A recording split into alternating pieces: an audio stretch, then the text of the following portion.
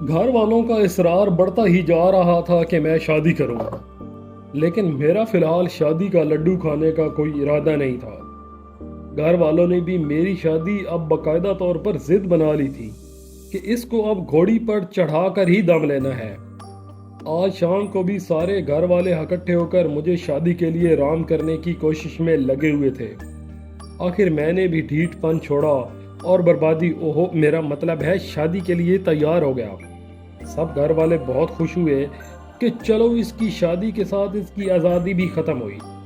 मेरे लिए लड़की की तलाश शुरू हो गई, जो कुछ दिन तलाश के बाद मिल गई। घर वालों को मुझे घोड़ी पर चढ़ाने का इतना शौक चढ़ा कि चट मंगनी और पट ब्याह वाली बात की। तो 4 दिन में ही सारे मामलात निपटा कर लड़की मेरे हवाले कर दी और साथ कमर पे थपकी भी दी कि बेटा अब तू जान और तेरी बीवी जाने। खैर, नई जिंदगी का सफर शुरू हो गया। बीवी तौर तरीकों से तो बहुत ही अच्छी लग रही थी, लेकिन बात वही थी कि आगे आगे देखिए होता है क्या। शादी के 3-4 दिन बाद बीवी ने किचन में जाकर काम करना शुरू कर दिया।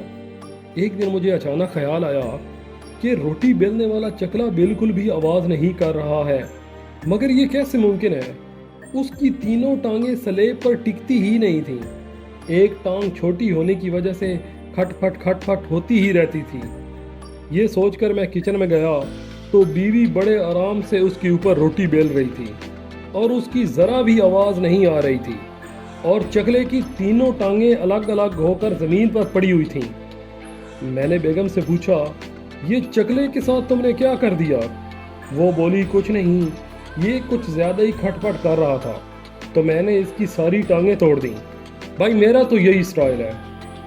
बस उसी दिन बीवी का ये स्टाइल देखकर मुझे कभी भी खटपट करने की हिम्मत ही ना हुई।